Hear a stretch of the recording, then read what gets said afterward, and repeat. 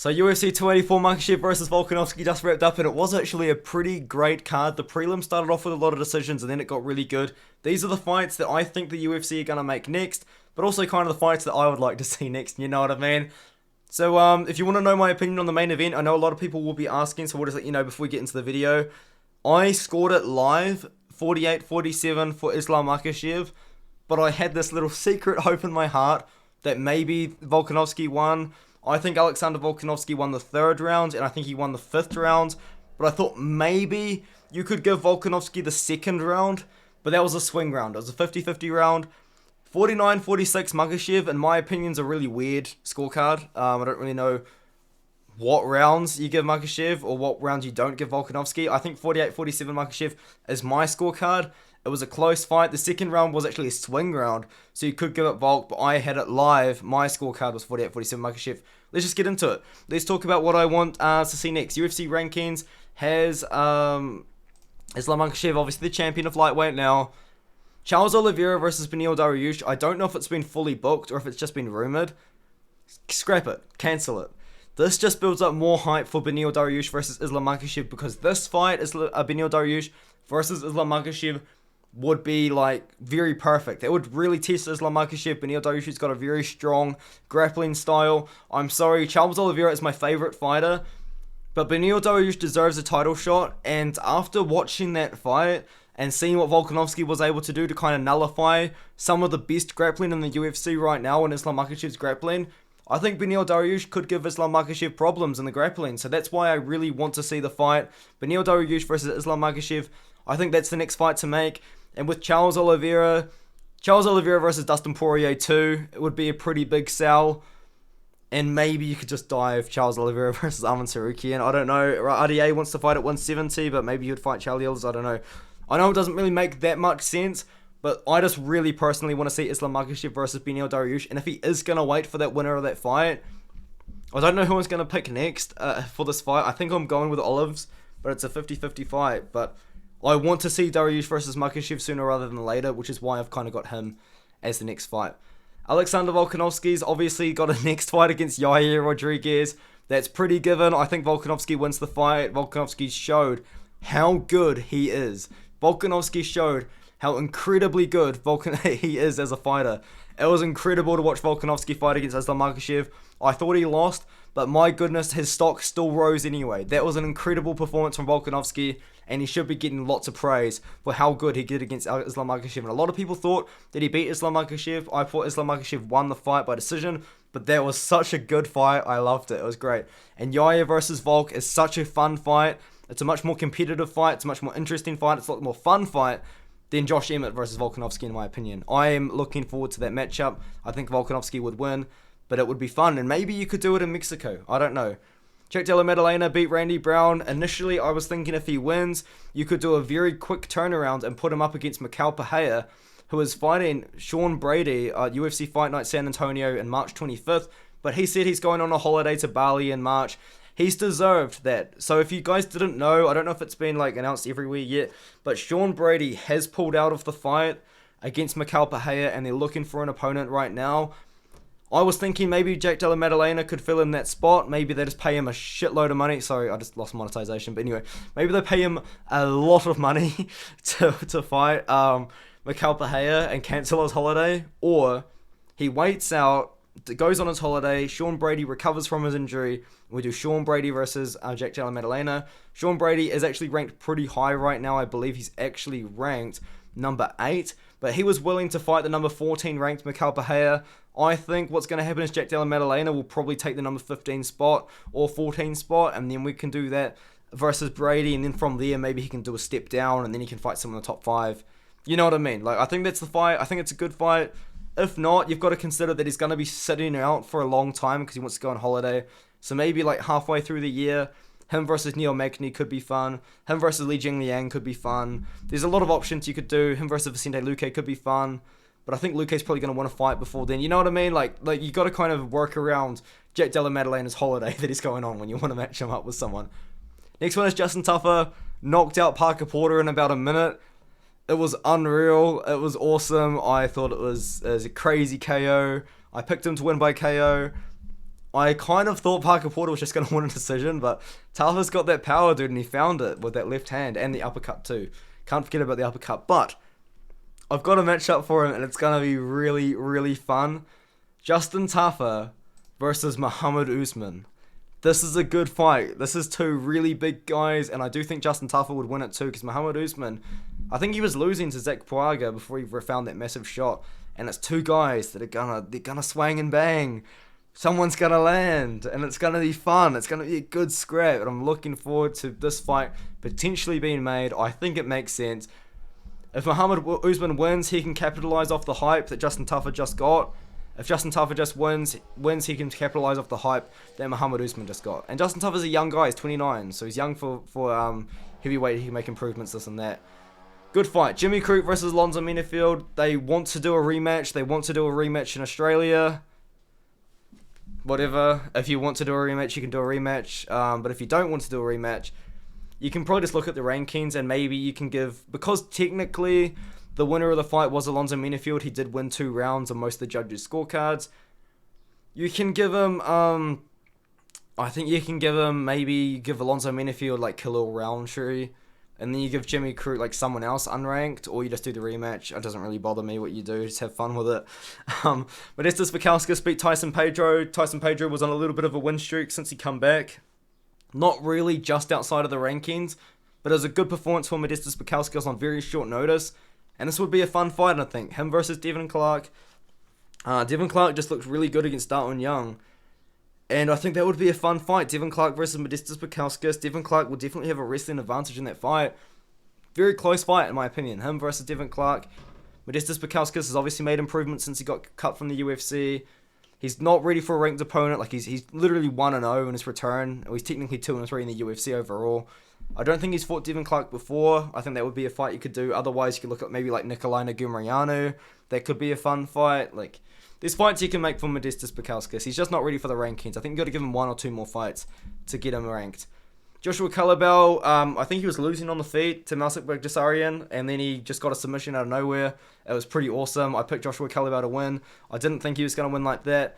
The thing with Joshua Kalabel is, though, I'm a little bit worried that if you move him up the rankings, I don't know if he's ready to fight the guys that are borderline top 15, but I am going to give him a fight that is up the rankings, a fight that he probably should be able to win. Well, there's a game plan that's been set to beat this guy, but he's a little bit higher ranked than Joshua Kalabel, and it's going to be a banger. It's going to be a banger of a fight. Joanderson Brito versus Joshua Kalabel would be a very fun fight.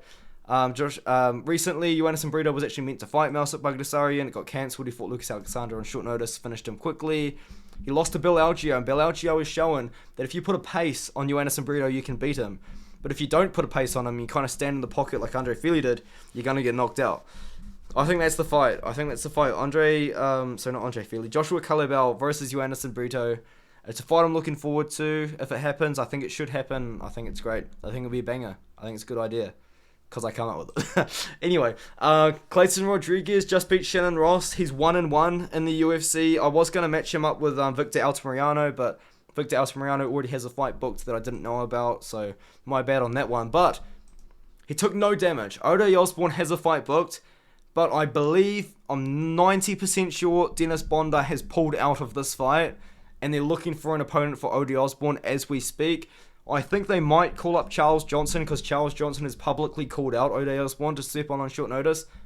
But if it's not going to be Charles Johnson, Clayton Rodriguez took no damage. Now, the problem with Clayton Rodriguez is, though, especially taking on this short notice fight, he missed weight, so he probably just coming off a bad weight cut. Maybe wouldn't be able to make the weight in time, but I think he took no damage. It's 2 weeks away, so yeah, I don't know. Maybe it's a bad idea. I'm sorry, guys. But anyway, aside from that, you just give him someone that's bottom ranked in the flyweight division. I can't come up with any names at the top of my head, unfortunately, but that's what I think you do. And with Shannon Ross, I think you just give Shannon Ross like one Camilo Ronderos or JP Bays, one of the two. Jenny Malaki beat Francisco Prado. Impressive win. Francisco Prado, I think, is definitely going to have a future in the UFC. He just took the fight on short notice. He's just a little bit inexperienced. He's only 20 years old as well. He's going to be in the UFC for a long time, in my opinion. But it was all Jamie Malaki. 30-27 Jamie Malaki. He looked really good. It's a little bit of a boring one. He was originally meant to fight against Nasrat Haqparast. I think we just rebooked the fight, to be honest. I think it would be a fun fight. He did call out Paddy Pimblett, but I think the UFC is going to give Paddy Pimblett like Claudio Puelles, to be honest.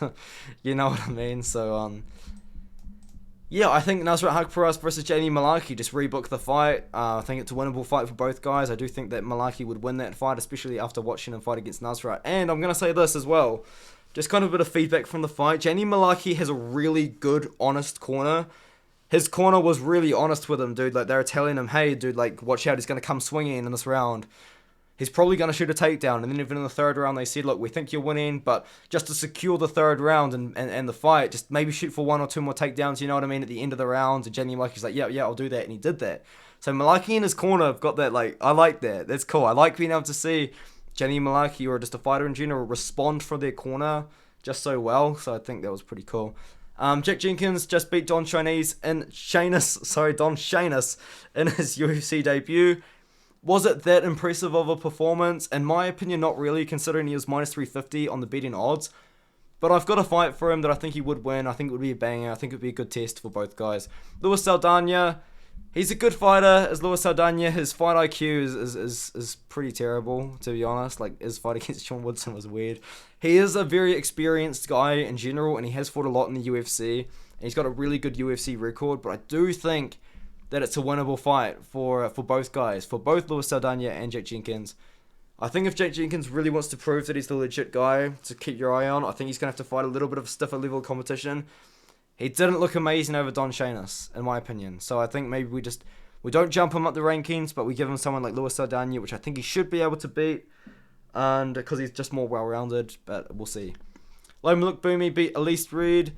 According to the rankings, this girl is higher ranked than her, which is interesting to me, but I think we do it. Loma Lookboonmee, she's not ready for a ranked opponent yet, but she is very experienced in the UFC. I think she's fought 7 times in the UFC, which is kind of crazy. Karolina Kowalkiewicz is above her in the rankings. I don't know why, but I think you give her Karolina Kowalkiewicz, I think Loma Lookboonmee would win the fight. I think it would be a pretty fun stand-up fight, in my opinion, as well, to be honest. And I think that's just a good fight to make. Karolina Kowalkiewicz versus Loma Lookboonmee, UFC Apex, prelims of a fight night in front of a crowd. You know what I mean? That would be a cool fight. Blake Builder beat Shane Young. I've got an interesting fight for him. A very interesting fight. Isaac Dalgarian pulled out with an injury against Dan Argueta for his UFC debut.